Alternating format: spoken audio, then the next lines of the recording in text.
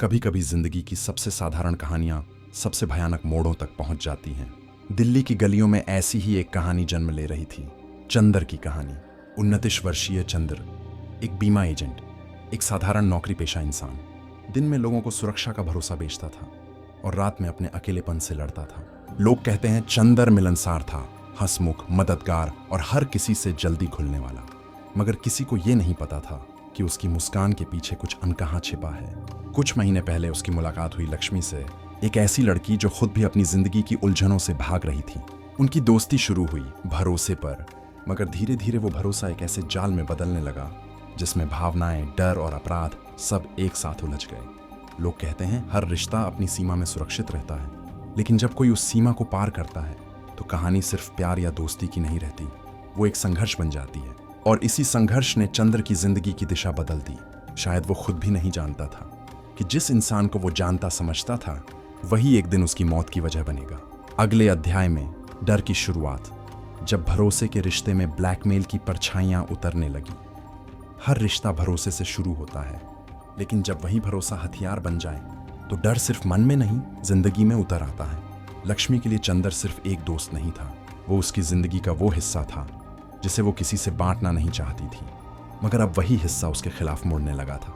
चंद्र के पास कुछ ऐसा था जो लक्ष्मी की जिंदगी को उजागर कर सकता था। एक राज, एक गलती, या शायद सिर्फ एक झूठी तस्वीर।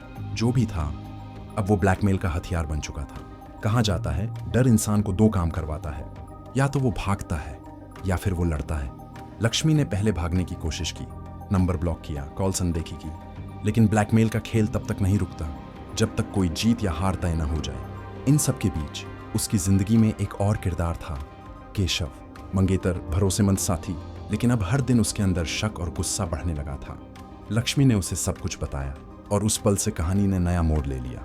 गुस्से, अपमान और डर का ये मिश्रण अब किसी खतरनाक फैसले की ओर बढ़ रहा था। अब सवाल सिर्फ इतना नहीं था कि ब्लैकमेल कब खत्म होगा, सवाल था इसे खत्म कौन करेगा। अगले अध्याय में फंसाव, जब विश्वास का रिश्ता जाल बन गया। हर कहानी में एक पल ऐसा आता है जब सही और गलत के बीच की रेखा धुंधली पड़ जाती है। चंदर, लक्ष्मी और केशव तीनों अब उसी धुंध में फंस चुके थे। लक्ष्मी ने अब डर से निकलकर गुस्से को जगह दे दी थी। वो चंदर से आखिरी बार मिलना चाहती थी ताकि सब कुछ खत्म किया जा सके। मुलाकात का समय तय हुआ, 25 अक्टूबर की शाम। जगह वही इलाका जहां दिन में भी सन्नाटा रहता था और रात में सन्नाटा और भी गहरा।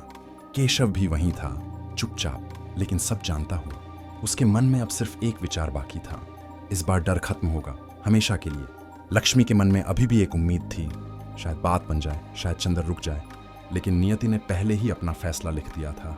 शब्द अब हथियार बन चुके थे और हर वाक्य के बाद हवा में तनाव घुलता जा रहा था। तूने मुझसे वादा किया था, मैंने तुझे सब कुछ दिया। और फिर सन्नाटा, वो सन्नाटा जो किसी की आखिरी सांस के साथ टूटा।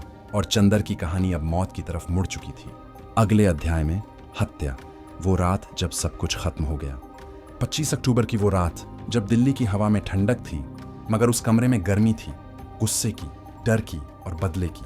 चंद्र पहुंचा जैसे किसी सामान्य मुलाकात के लिए आया हो, मगर उस मुलाकात का अंत असामान्य होना तय था। सामने लक्ष्मी थी, चुप, निगाहें झुकी हुई, और पर्दे के पीछे केशव। पहले कुछ कहा सुनी हुई, फिर आवाजें ऊंची होने लगी। गुस्सा, डर और अपराध एक साथ फूट पड़े। और फिर वो एक पल जब इंसान अपनी सोच पर नहीं, हालात पर चलने लगता है। केशव ने झपट्टा मारा, लक्ष्मी ने चीखने की कोशिश की, मगर कमरे की दीवारों ने आवाज निगल ली। चंदर ने बचने की कोशिश की, लेकिन अब बहुत देर हो चुकी थी। कुछ ही सेकंड में सब कुछ खत्म हो गया। हवा में सिर्फ डर की गंध थी और जमीन पर सन्नाटा। लक्ष्मी कांप रही थी, उसकी आंखों में आंसू नहीं थे, शायद इसलिए कि डर ने हर एहसास को जला दिया था। केशव स्थिर खड़ा था, जैसे वो खुद को समझा रहा हो कि उसने सही किया। उन्होंने चंद्र का शरीर छिपाने की कोशिश की, लेकिन अपराध को छिपाने की नहीं, बस थोड़ी देर के लिए टालने की। हर अपराध के बाद एक पल आता है जब अपराधी सोचता है कि अब कोई नहीं जानेगा, मगर सच हमेशा रास्ता ढूंढ लेता है। अगले अध्याय में सच्चाई की तह, जांच, सबूत और गिरफ्तारी। 26 अक्टूबर की सुबह दिल्ली पुलिस को एक लापता व्यक्ति की रिपोर्ट मिली। नाम चंदर, पेशा बीमा एजेंट। आखिरी बार देखा गया था लक्ष्मी के इलाके में। जांच की शुरुआत मामूली थी, लेकिन धीरे धीरे हर बयान एक जाल की तरह बुनने लगा। Mobile call records, CCTV footage, और आखिरी लोकेशन, सब एक दिशा में इशारा कर रहे थे। लक्ष्मी को पुलिस ने पूछताछ के लिए बुलाया। उसकी आंखों में डर नहीं था, बल्कि एक अजीब सी थकान थी, जैसे वो अब सब कुछ कह देने के लिए तैयार हो। पहले उसने इनकार किया, फिर आंसू आए, और आखिरकार सच, जैसे किसी जहर की तरह धीरे धीरे बाहर आया। उसने कबूल किया कि चंदर उसे ब्लैकमेल कर रहा था। तस्वीरें, वीडियो और धमकी की मंगनी से पहले सब उजागर कर देगा। केशव को पता चला, और वहीं से शुरू हुई मौत की साजिश। पुलिस ने उसी रात की लोकेशन ट्रेस की, जहां से मोबाइल सिग्नल गायब हुआ। वहीं पास में एक नाले से मिला चंदर का शव। अब सबूत साफ थे, रस्सी, कपड़ों पर खून के निशान और चंदर का मोबाइल, सब लक्ष्मी और केशव की तरफ इशारा कर रहे थे। दोनों को गिरफ्तार किया गया। केशव शांत था, लक्ष्मी की आंखें बस एक सवाल पूछ रही थीं, क्या अब सब खत्म हो गया? लेकिन इस कहानी का अंत गिरफ्तारी नहीं था। असली सवाल था, क्या चंद्र अपराधी था, या एक ऐसा शिकार जो अपने ही लालच में फंस गया? अगले और आखिरी अध्याय में फैसला, अदालत, सजा और समाज का आईना।